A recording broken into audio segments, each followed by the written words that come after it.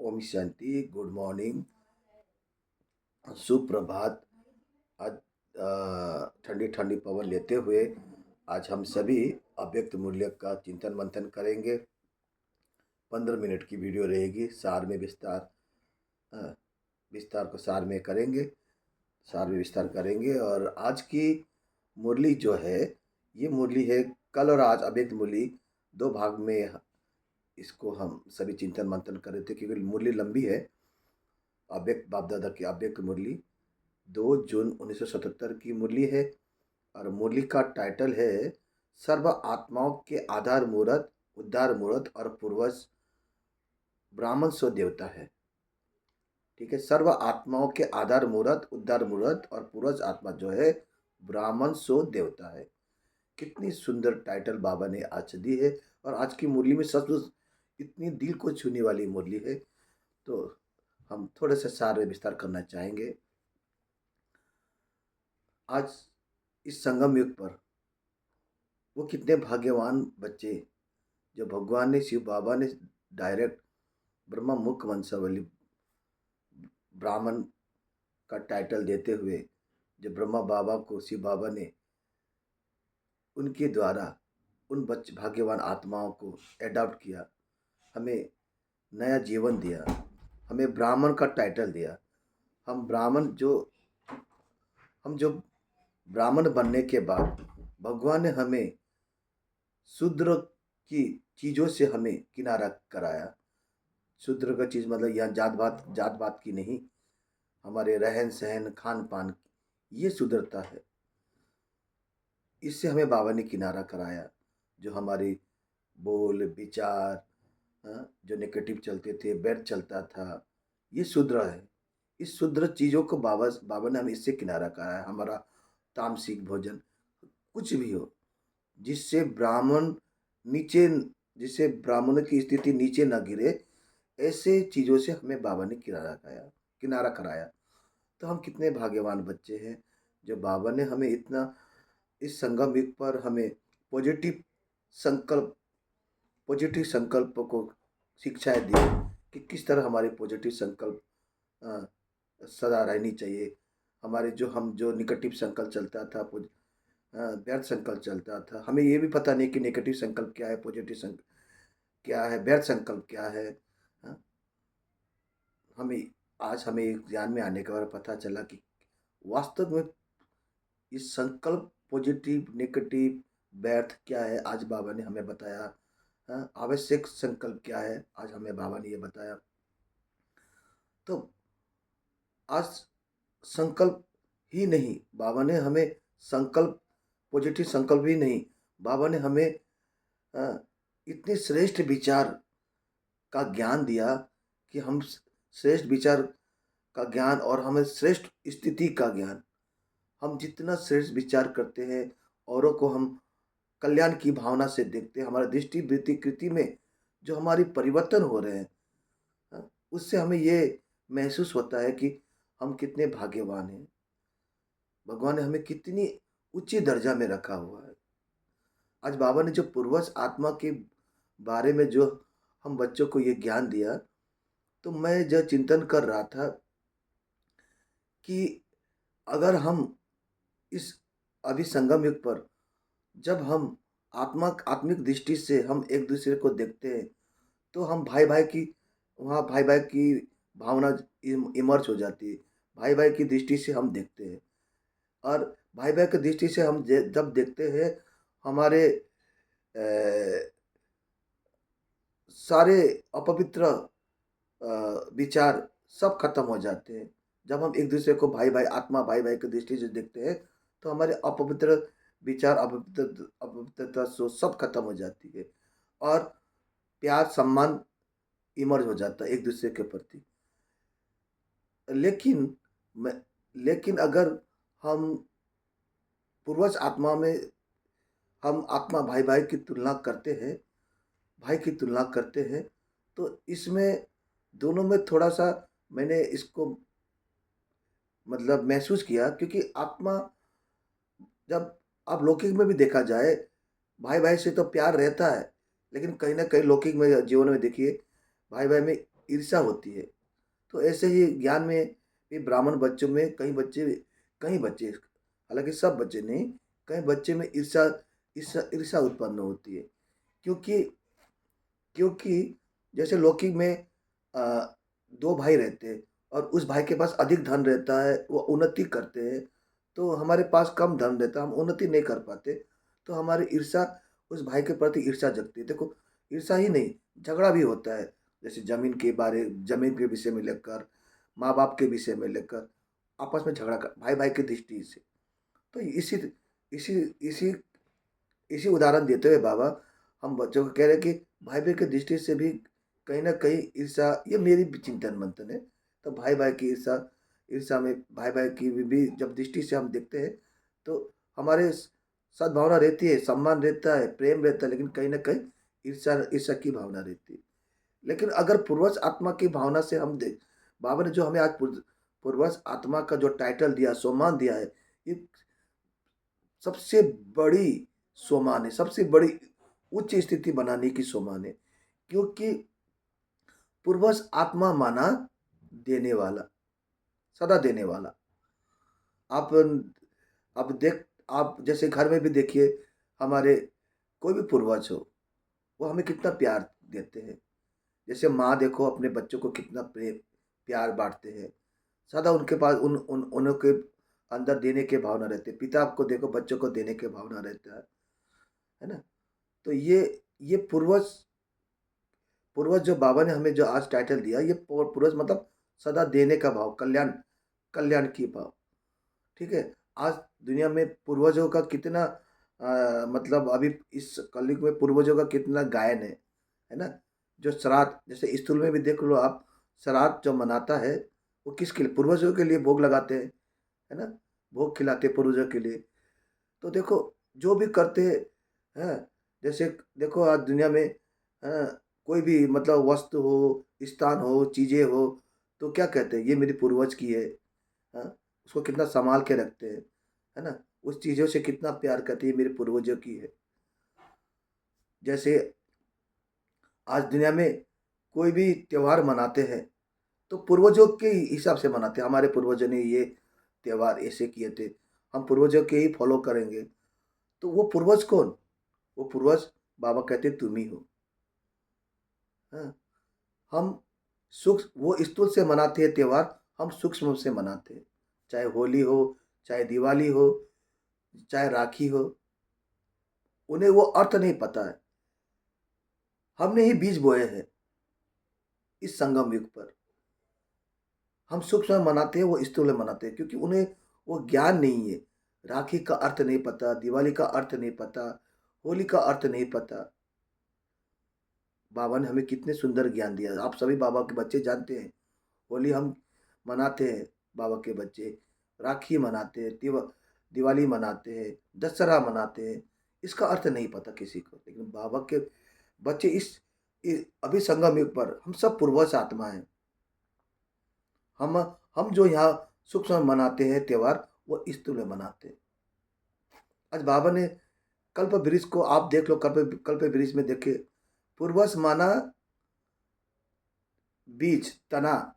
अगर तना सही रहेंगे, बीज सही रहेगा, तो उसकी पत्ते, जड़, उसके पत्ते, उसके फल अच्छे निकलेंगे। आप कल्प वृक्ष में देख लीजिए, हम सभी कौन है? पूर्वज आत्मा जो है ना, ब्राह्मण में असंगम युग पर जो सारे ब्राह्मण आत्मा, ये पूर्वज आत्मा है। इन्होंने ही कल्प वृक्ष के नीचे देखो त्याग तपस्या किए हुए है। इनकी बीच इस ब्राह्मण आत्माओं के ये बीच से ही पूरा तना फैलती जाती है, पूरा पत्ते फैलते जाते हैं। सर्वधर्म आत्मा है। उसके बाद धीरे धीरे धीरे पूरा आत्माओं की वृद्धि होती है। अंतिम में फिर देवताओं की वो चित्र दिखाते हैं। इसलिए बाबा ने फर्स्ट में हेडिंग में कहा ब्राह्मण सो देवता। ठीक है। अभी संगम युग पर भगवान के का ज्ञान सुनकर जो ब्राह्मण आत्माएं हैं, जो पुरुषार्थ कर रहे हैं, जो औरों को पूर्वज आत्मा माना ही कल्याण, कल्याणकारी, कल्याण की भाव, सबको कल्याण करना है। खाली खुद का कल्याण नहीं, औरों का भी कल्याण करना है। आज जो भी बाबा के ज्ञान में चल रहे हैं, वो कैसे बाबा को प्रत्यक्ष करें, कैसे इन आत्माओं को हम, हाँ, मतलब इनके अंदर शक्ति भरे, कितने कल्याण की भावना रख रहे हैं। आज बाबा ने जो हमें इतनी सुंदर ज्ञान दी कि बाबा ने कहा कि सूखे हुए पत्ते पर पानी डालो। क्यों? क्योंकि हम बीज है। अगर अगर सूखे हुए जड़ पर पानी डाल, अगर तना सूख जाएंगे तो क्या होगा? फिर वो पत्ते नहीं निकलेंगे। तो ऐसे कई बच्चे, बाबा के बच्चे सोए हुए मूर्छित है, उनको हमें जगाना है, उन्हें भी ज्ञान का पानी डालते रहना है। तो कहने का भाव है, देखो पूर्वज आत्मा की जो बाबा ने आज कही, पूर्वज क्यों क्यों बार बार विदेशियों को भारत का आकर्षण होता है? क्या कारण है? कितना सुंदर बात बाबा ने कहा है। भारत ही एक ऐसी भूमि है जो यहाँ हर कोई आना चाहता है। विदेश विदेश विदेशियों का भी एक, मैंने कहीं सुना था, विदेशी में भी ये, विदेश में भी एक कहावत है। वहाँ विदेश वाले कहते हैं, सच चाइना की कोई देश में ऐसे कहा था विदेश में, कि कोई अगर विदेश में अच्छा कर्म करता है तो उसका एक जन्म भारत में जन्म लेता है। देखो कितना, मतलब भारत की महिमा है। क्यों? क्योंकि भारत में देवी, जैसे कोई भी मंदिर आता है, कोई भी भारत में आते हैं, पहले मंदिर का दर्शन करता है विदेशी लोग। आप देखना, इसका कारण क्या है? क्योंकि इस धरा पर भारत ही एक ऐसे पवित्र भूमि है। इसीलिए भी हम लोग भी महिमा है ना, कि भारत ही देवभूमि है। क्योंकि यहाँ देवभूमि, मतलब देवभूमि मतलब आज तक हमने कभी समझा नहीं। देवभूमि मतलब देवी देवता होकर गए हैं। आज देखो महात्मा गांधी की स्टेचू बना के रखते हैं, नेहरू की स्टेचू बना के रखते हैं, किसी की भी वो स्टेचू क्यों बना के रखे हैं? जबकि वो है ही नहीं, वो मतलब अभी अभी जिंदा नहीं, फिर स्टेचू बना के क्यों रखे हैं? क्योंकि ये सब होकर गए हैं। जैसे देवी देवता के हम चित्र बनाते हैं, मूर्ति बनाते हैं, क्यों बनाते हैं? क्योंकि ये सब देवी देवता इस भारत भूमि से होकर गए हैं। इसलिए भारत की ये महिमा है। क्योंकि भारत जो है परमात्मा की अवतरण भूमि है। इन देवी देवताओं को मनुष्य से देवता बनाने की ये एक मतलब यादगार है ये भारत। इसीलिए वो विदेशी आत्माओं को, जो बाबा के पूर्वज आत्मा है, वो उन्हें आकर्षित होता है, वो आकर्षण होते हैं कि भारत, मैं भारत जाना चाहता हूँ। इसलिए भारत की विदेशी जो भी आते हैं, वो भारत की मंदिरों पर पहले यात्रा करते हैं। उन्हें वो खिंचाव होता है। क्यों खिंचाव होते हैं? क्योंकि देवी देवताओं जब यहाँ पर रास लीला किए थे, बाबा जो हमें बताते हैं, अब स्वर्ग के दिन, उस सत्य के दिन आ रहे हैं जो देवी देवताओं के दिन। क्योंकि वो इस समय जो सत्य की धारा जब बनता है तो पूरा पवित्र दुनिया रहती है, और पवित्र का नाम निशान नहीं रहता है। इसीलिए वो पवित्रता की आकर्षण करते हैं उन आत्मा पर जो पूर्वज आत्मा बन के गए हैं, ब्राह्मण आत्मा। और बाबा वही ब्राह्मण, वही ब्राह्मण सो देवता, जो संगम युग पर, जो संगम युग पर बाबा के साथ पाठ बजा रहे हैं। वो दुनिया वाता शुद्ध बनाने के पाठ बजा रहा है, दुनिया को मनसा सेवा दे रहे हैं, मनुष्य से देवता बना कर जो कार्य चल रहा है, ये ब्राह्मण जो अभी खूब मेहनत कर रहे हैं, पुरुषार्थ कर रहे हैं, यही ब्राह्मण ही पूर्वज आत्मा है। ये ब्राह्मण सो ही देवता बनते। आप कल्प वृक्ष को ले लीजिएगा, कल्प वृक्ष में वो चित्र दिखाया गया है। तो बाबा ये हमें ये कहते हैं कि, और एक चीज़ मुझे बहुत अच्छा लगा, क्यों गांव गांव में मंदिर, आज देखो गांव गांव में मंदिर क्यों है? बाबा ने ये बाबा ने हम सबको पूछा, गांव गांव में मंदिर बना है ना? बाबा ने कहा मतलब हमें वो चिंतन करना है, गांव गांव में मंदिर क्यों बना है? क्योंकि हम ब्राह्मण जो ब्रह्मा कुमारी कुमार कुमारियां हैं, गांव गांव में संदेश देने जाते हैं, भगवान आ चुका है, भगवान आ चुका है। यही पुरुषार्थ का फल है हमारा, जो हमारे यादगार में गांव गांव में मंदिर बनते हैं, हाँ? उससे आकर्षित होते हैं। ठीक है। तो बाबा ने कहा ना कि चंद्रमा अगर बादल में भी छुप भी जाए तो भी उनका थोड़ा बहुत प्रभाव, आकर्षण होता है ना? चंद्रमा जब जब देखना, जब चंद्रमा चंद्रमा के दिन, अमावस्या के दिन जब, है ना, अगर बादल से भी ढक जाते तो लोग कितने देखने के लिए उसको आकर्षण होते हैं। तो बाबा यही कहते हैं, है ना, सभी जड़ चित्रों पर आकर्षित करते हैं, क्योंकि कहीं ना कहीं परमात्मा ढक चुके हैं ना, परमात्मा अभी है ही नहीं। हाँ, उस जड़ चित्रों में ढके हुए हैं। मंदिर में जो जाते हैं उस, हाँ, उस सामने तो भक्त लोग तो वो जड़ चित्रों के देखते हैं। हाँ, उस जड़ चित्र से परमात्मा को भुला दिया है। तो बाबा ये, तो फिर भी देखो कितना आकर्षण होता है उस देवी देवता के आगे। हाँ, उन्हें देखते हैं, उनकी मुस्कुराहट देखते हैं, देवी देवताओं की सदा हाथ ऐसे देने का भाव रहता है। हम भक्त लोग वही, उसी को ही, उन्हीं को ही हम भगवान मानते हैं। इनडायरेक्टली, इनडायरेक्टली भक्त जो है इनडायरेक्टली भगवान, मतलब भगवान से मुलाकात कर रहे हैं। लेकिन ब्राह्मण जो है वो डायरेक्ट भगवान के बच्चे बनकर भगवान का सुख मिल रहा है, उन्हें अनुभव कर रहे हैं। तो बाबा ये कहते हैं कि ब्राह्मण सो देवता, आधार मूरत उद्धार मूरत। बाबा ने कहा आधार मूरत मतलब हम जो करेंगे हमारे आने वाली पीढ़ियां वही करेंगे। आधार कहते हैं ना, हाँ, ये मेरे पूर्वजों का है, ये मेरे पूर्वजों का नियम है, तो फॉलो तो उन्होंने किया ना।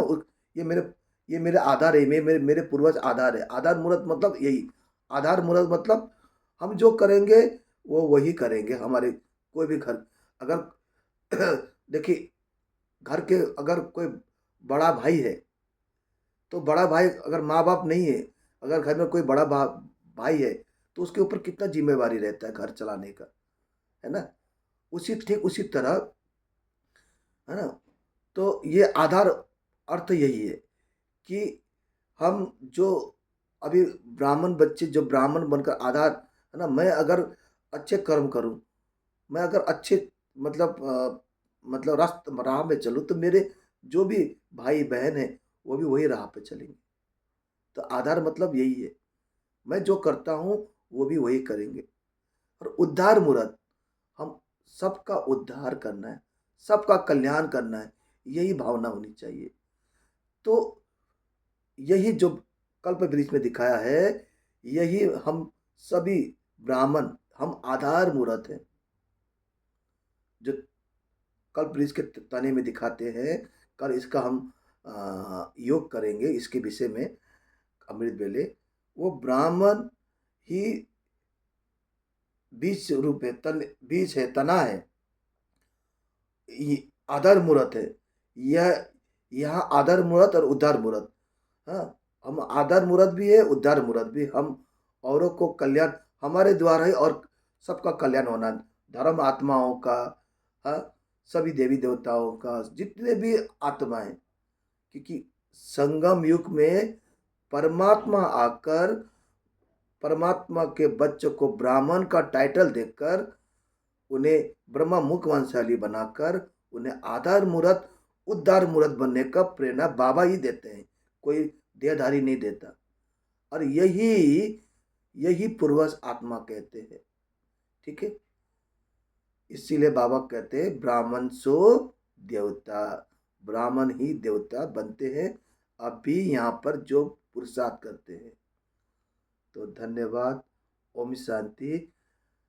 बाबा के बच्चे जो भी है, जो भगवान के भाग्यवान ग्रुप से जुड़ा हुआ है, हम सभी कल इस कल्प वृक्ष को हम सामने रखते हुए, कल हम सभी पूर्वज आत्मा बनकर हम सबको साकाश देना है। ठीक है। ओम शांति।